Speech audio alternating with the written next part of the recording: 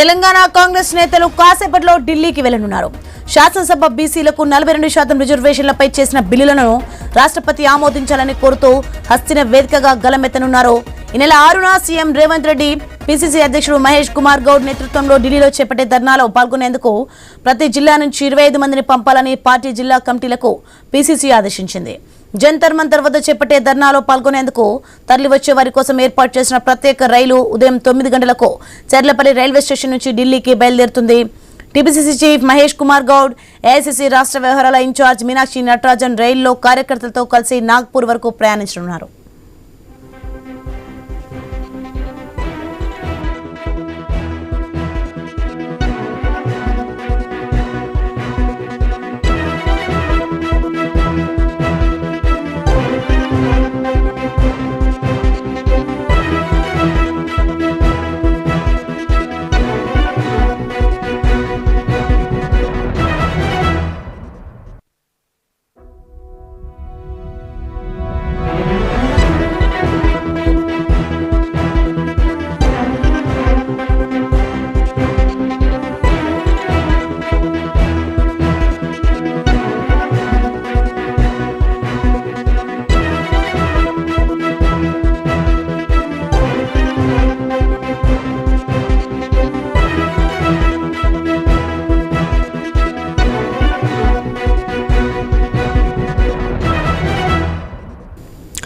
ఢిల్లీలో 3 రోజుల నిరసన కార్యక్రమాలు చేపట్టనున్నారు.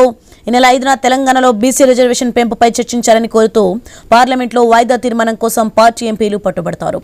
6న జంతర్ మంతర్ వద్ద ధర్నా నిర్వహించనున్నారు. అసెంబ్లీలో తీర్మానం చేసి పంపిన బిల్లుకు ఆమోదం తెలపాలని కోరుతూ 7న రాష్ట్రపతిని కలిసి వినతి పత్రం అందజేయనున్నారు.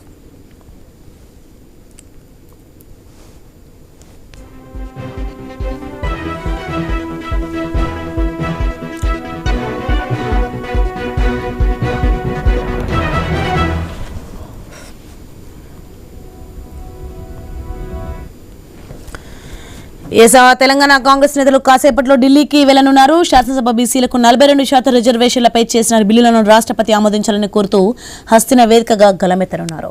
రైట్, ఇదే అంశానికి సంబంధించి మరింత సమాచారం మా ప్రతినిధి ఏవై స్వామి ఫోన్లలో అందిస్తారు. స్వామి, తెలంగాణ కాంగ్రెస్ నేతలు కాసేపట్లో ఢిల్లీకి వెళ్లనున్నట్టుగా తెలుస్తోంది, ఏంటి? చెన్నపల్లి రైల్వే స్టేషన్ నుంచి మరికాసేపట్లో ప్రత్యేక రైళ్లు కాంగ్రెస్ నేతలు ఢిల్లీకి వెళ్లనున్నారు.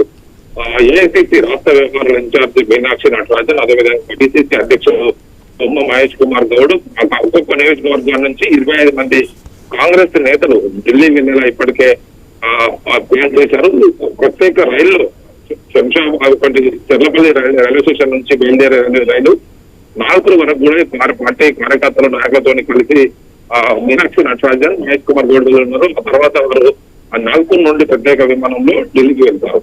దీంతో ఈసారి బీసీకి సంబంధించిన రిజర్వేషన్ల విషయంలో జాతీయ స్థాయిలో పోరాటం చేయాలని చెప్పేసి కాంగ్రెస్ పార్టీ భావిస్తుంది. రాష్ట్రంలో శాసనసభలో ఆమోదించినటువంటి బిల్లుల్ని రాష్ట్రపతి వద్ద పెండింగ్ లో ఉన్నాయి. ఇటు మరోవైపు లోకల్ బాడీ ఎలక్షన్ సంబంధించిన ఆర్డినెన్స్ ని ఇప్పటికే రాష్ట్ర ప్రభుత్వం గవర్నర్ వద్ద పంపినా కూడా గవర్నర్ దాన్ని ఢిల్లీకి పంపారు.